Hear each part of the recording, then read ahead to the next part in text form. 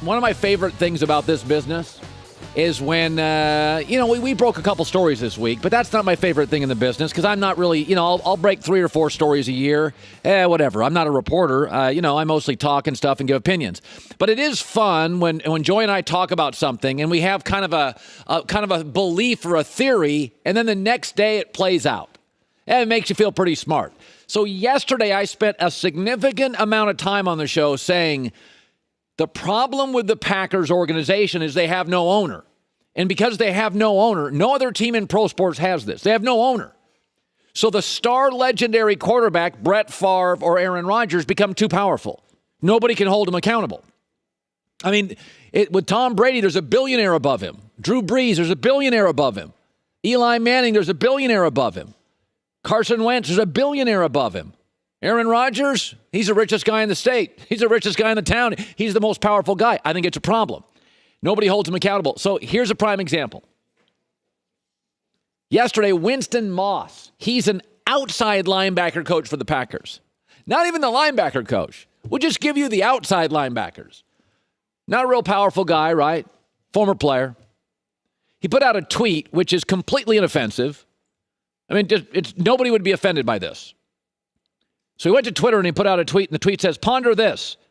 What championship teams have is great leadership, period. It's not the offensive guru trend. It's not the safe trend.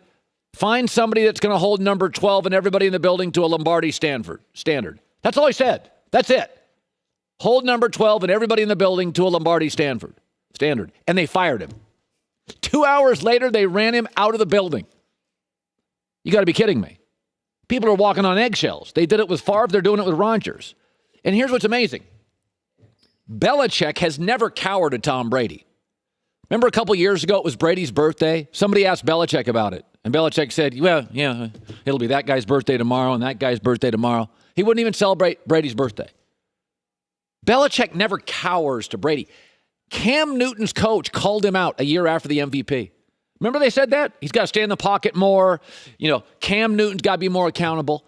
Russell Wilson's coach, Pete Carroll, called him out this year. He's playing too loosey-goosey. His teammates called him out in the ESPN magazine. And John Gruden called out Derek Carr a month after he got the job.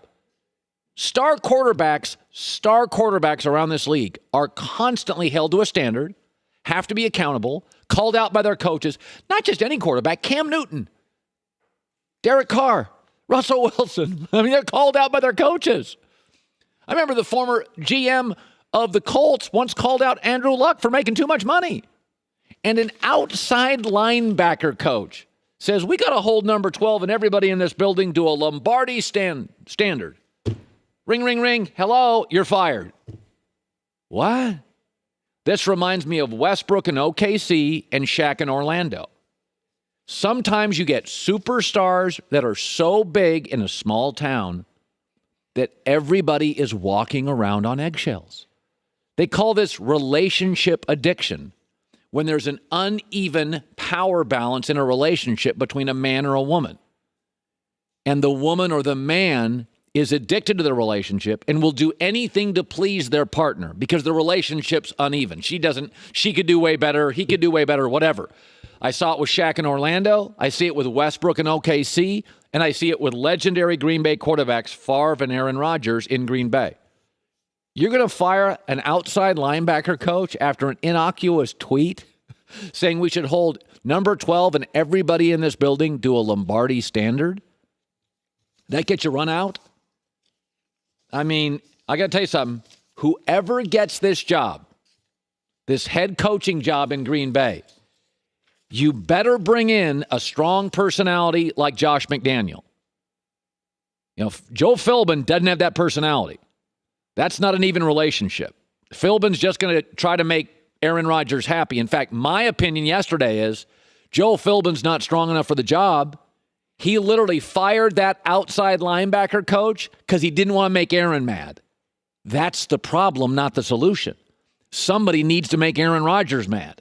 Somebody needs to hold number 12 accountable. Okay, Josh McDaniels screams at Brady. Belichick doesn't cower to him. Teammates and a coach call out Russell Wilson. The coach calls out Derek Carr. I mean, come on now.